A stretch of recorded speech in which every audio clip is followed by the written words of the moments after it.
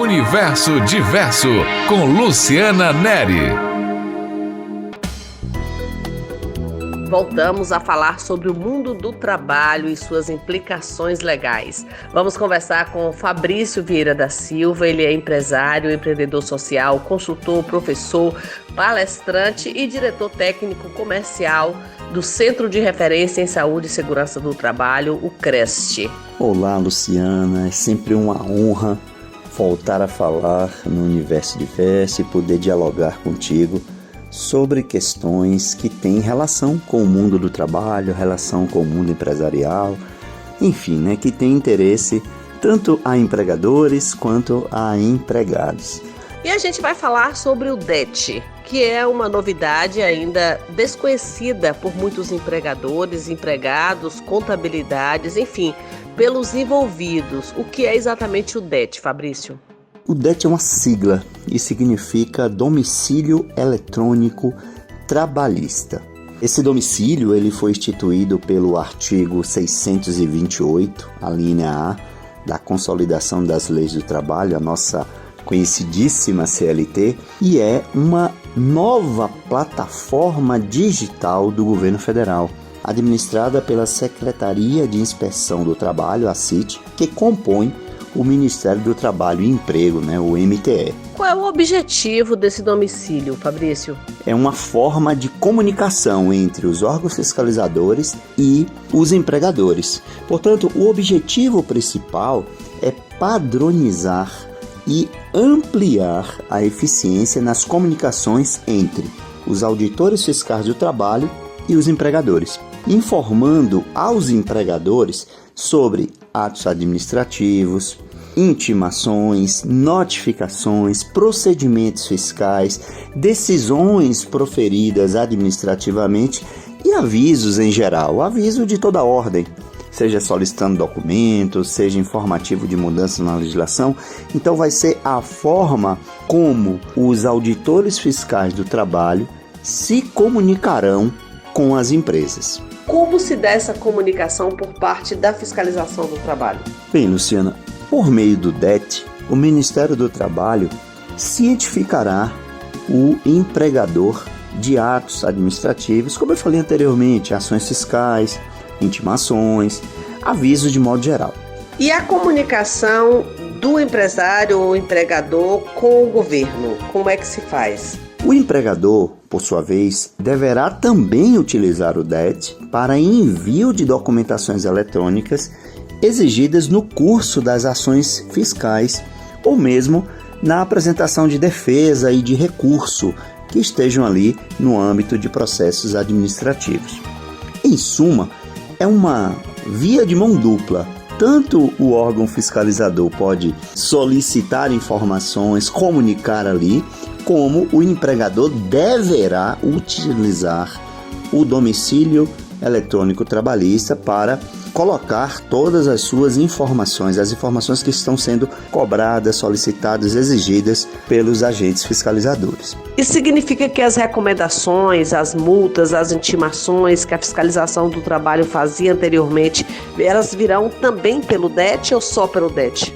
As comunicações enviadas ao empregador por meio do DET terão valor legal, isso é importante ser dito, ou seja, não há necessidade de cientificação do empregador via publicação em diário oficial ou mesmo uso de sistema de correios.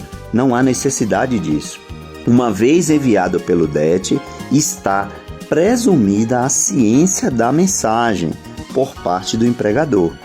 As empresas devem informar e manter atualizados pelo menos um endereço postal eletrônico, um e-mail, a fim de possibilitar o recebimento de alertas por ocasião da chegada de uma nova mensagem em sua caixa postal no DET. Lembrando que as empresas podem outorgar esse poder de acesso ao DET a terceiros através de uma procuração eletrônica. Só não pode nenhum nem outro esquecer ou negligenciar a consulta a esse endereço eletrônico. É bastante simples, é um meio de comunicação em que ali serão solicitadas informações, dados avisos por sua vez, serão imputadas respostas e dada ciência das mensagens ali transitadas. Professor Fabrício, existe um prazo para as empresas se adequarem a essa novidade? Todos os empregadores, pessoas físicas e pessoas jurídicas que tenham ou não empregados no momento, já devem cadastrar seus contatos no DET, exceto os microempreendedores individuais, os MEIs, e os empregadores domésticos, cuja obrigatoriedade foi prorrogada para o dia 1º de agosto de 2024. Toda e qualquer empresa, professor Fabrício, independente do ramo de atividade ou do porte dessa empresa? Todas as empresas, todos os empregadores precisam já estar com os seus contatos devidamente atualizados na plataforma DET. O senhor falou anteriormente que o microempreendedor individual, os MEIs, eles têm um prazo diferenciado, mas eles são obrigados a adotarem o DET também? Sim, Luciana, todos os MEIs precisam estar cadastrados no DET. Na prática, todos os CPFs e CNPJs já possuem o cadastro no DET. CPFs que eu digo, CPFs empregadores, tá? É necessário apenas atualizar as informações cadastrais. O DET se aplica a todos os que estão sujeitos à inspeção do trabalho, independentemente de terem ou não empregados ativos nesse momento, mas se já tiveram empregados, estão sujeitos à inspeção, portanto, precisam estar com os dados cadastrais devidamente atualizados. E há algum custo para as empresas aderirem ao domicílio eletrônico trabalhista, o DET? Não há custo ou taxa para acessar a plataforma do DET. Afinal de contas, é um sistema do governo federal disponibilizado de forma online, simples e gratuita. Bem, Fabrício, você disse que o DET representa não só uma mudança na comunicação, mas um avanço na gestão da segurança e saúde do trabalhador. De que maneiras isso acontece? Primeiro, o DET permite que a inspeção do trabalho envie comunicações e notificações de ações fiscais de forma eletrônica aos empregadores. O que isso significa? Significa que questões relacionadas à segurança e saúde no local de trabalho, tais como violações de normas de segurança, por exemplo, podem ser comunicadas de forma rápida e eficiente. E quanto à utilização do DET para o envio de documentos, como é que isso funciona, professor? Isso pode incluir registros de acidentes de trabalho, programas de gerenciamento de risco, e outros documentos essenciais para garantir a conformidade com as normas de segurança e saúde no trabalho.